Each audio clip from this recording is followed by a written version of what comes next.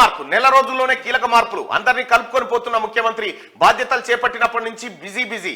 స్వేచ్ఛగా మంత్రుల రివ్యూలు, ప్రెస్ మీట్లు, జనం సమస్యలు తెలుసుకుంటున్న ఆఫీసర్లు, ప్రజాభవన్ గా మారిన ప్రగతి భవన్ సామాన్యులకు ఎంట్రీ, ధర్నా చౌక్ లో అందరికీ నిరసన తెలిపే హక్కును కల్పించిందని చెప్పి పాలనలో కొత్త మార్గం అనిపిస్తా ఉంది 100%. కేసీఆర్ పరిపాలనలో ఏ ఒక్క మంత్రిని ఒక శాఖ మీద రివ్యూ చేసే హక్కునేనా?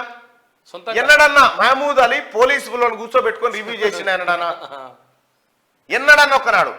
విద్యాశాఖ మంత్రి సబితమ్మ విద్యాశాఖ ఉన్నతాధికారులను పిలుచుకొని రివ్యూ చేయగలిగింది ఎప్పుడన్నా? ఏ మంత్రి అన్నా? ఏం లేదు, నామినేషన్ మంత్రులు వీళ్ళు నామినేషన్గా ఉన్నారు, అంటున్నారు అన్నట్టు ఉండాలి. మంత్రులు గింత్రులు అధికారాలు బెత్తం అంతా కేటీఆర్ చేతుల్నే. ఇగో ఇట్లా మంత్రికి పని కావాలంటే కూడా కేటీఆర్ కావాలి. మంత్రికే పని చేసుకునే పరిస్థితి లేనప్పుడు మీ దిక్కుమాలిన ప్రభుత్వం ఇంకా కావాలని కోరుకుంటున్నారు మీరు. ప్రగతి భవన్ లో కూడా ఎంట్రీ లేదు కదా, మంత్రులకే లేదు కదా. ఇంకో ఈ రకంగా పాలనలో కొత్త మార్పు కనిపిస్తా ఉంది. ప్రజలారా మిమ్మల్ని కూడా 30 రోజులు అయిపోయింది ముఖ్యమంత్రిగా రేవంత్ రెడ్డి గారు బాధ్యతలు చేపట్టి 30 రోజులు అయిపోయింది. రేవంత్ రెడ్డి గారి పరిపాలన పైన మీ అభిప్రాయాన్ని తెలియజేయండి. రైట్. ఈ 30 రోజుల్లో తెలంగాణ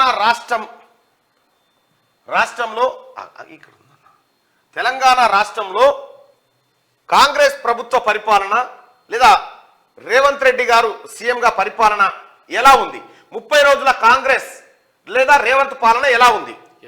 రేవంత్ రెడ్డి పాలన బాగుంది అనుకునే వాళ్ళు బాగుందని, రేవంత్ రెడ్డి పాలన బాగాలేదనుకునే వాళ్ళు బాగాలేదని మీ అభిప్రాయాన్ని తెలియజేయండి.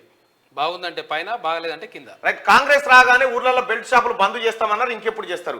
ఆల్రెడీ మునుగోడులో స్టార్ట్ అయింది, 2000 బెల్ట్ షాపులు మూతపడ్డాయి. రాష్ట్రం అంతటా ఈ ప్రక్రియ కొనసాగుతుంది, మీరేం వరి కాకండి. అంచెలంచెలు నడుచుకుంటూ పోతుంది, ఒక్కడేసారి పట్టు ఇట్లా అట్లా. ధరణి గురించి స్టార్ట్ చేయాలి, ధరణి గురించి కూడా స్టార్ట్ చేస్తా ఉన్నారు. ధరణి ఏదైతే ఈ డాక్యుమెంట్లు తీసుకపోయి దొంగల ముఠాకు అప్పచెప్పిండో ఆ ముఠాకా నుంచి బయటికి తెప్పిస్తా ఉన్నాడు. బెల్ట్ షాపులు బంద్ చేసే ప్రయత్నం. రైట్ గా 30 రోజుల కాంగ్రెస్ పాలన ఎలా ఉంది? రేవంత్ రెడ్డి పాలన బాగుంది అనుకునే వాళ్ళు పైన, రేవంత్ రెడ్డి పరిపాలన బాగలేదనుకునే వాళ్ళు కింద కామెంట్ చేయండి. దాదాపు ఒక 2000 మంది ఈ ఓటింగ్ లో పాల్గొన్నారు. ఇప్పుడు 2000 మంది ఓటింగ్ అభిప్రాయాన్ని ఒకసారి చూద్దాం, ఒక నిమిషం. రైట్ గా రేవంత్ రెడ్డి పరిపాలన బాగుంది అని చెప్పి 94% మంది అభిప్రాయం.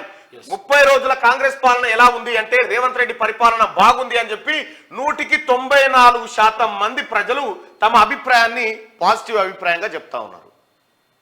ఇక గిది సరిపోదా? ఇంకా జర్ర ఊకోరాదురా ఈ బీఆర్ఎస్ వాళ్ళకు. ప్రజలు ఊరంతా ఉంటే ఊసుగాంలోడు దిక్కు అన్నట్టుగా ప్రజలంతానేమో ప్రభుత్వం దిక్కుండి ముఖ్యమంత్రి గారి పరిపాలన బాగుందని ప్రజలు చెప్తా ఉంటే ఆందోళనలు చేయరి, ఇదెటు బాయే అదెటు బాయే. 30 రోజులకే మీకు కూడు పేన పడతలే చూడు. 3500 రోజులు చేస్తారు మీరు. 3500 రోజులు పని చేస్తే మీరు ఎక్కడిదక్కడ బాయ్. రైట్. ఇది పాలనలో కొత్త మార్పు.